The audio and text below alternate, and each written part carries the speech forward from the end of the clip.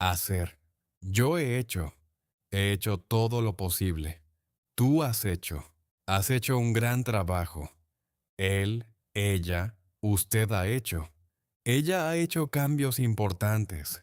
Nosotros, nosotras hemos hecho. Hemos hecho varios ajustes. Vosotros, vosotras habéis hecho. Habéis hecho demasiadas modificaciones.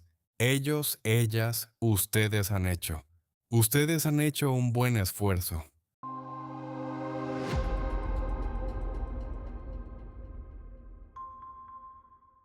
La verdad es que has hecho mucho más de lo que esperábamos. Gracias. He hecho lo mejor que pude con el tiempo que tenía. Nosotros hemos hecho cambios importantes este mes. Sí, y ellos han hecho su parte también. El jefe ha hecho ajustes para facilitar todo. Se nota. Tú has hecho un buen trabajo coordinando. Bueno, he hecho lo que estaba en mis manos. Al final hemos hecho un buen equipo. Exacto. Aunque han hecho cambios difíciles, han valido la pena. Sí, ahora vemos que hemos hecho lo correcto. Totalmente de acuerdo.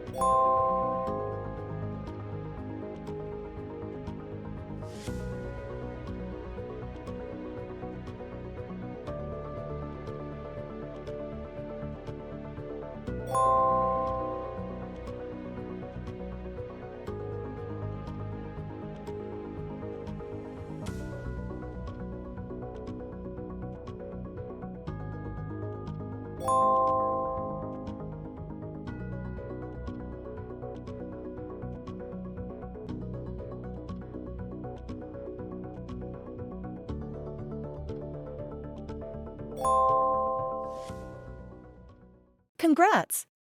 Let me know in the comments how you did. Need a review? Rewatch the video and retake the quiz. Check the description for more awesome Spanish learning content from Gritty Spanish. Don't forget to like, subscribe, and share.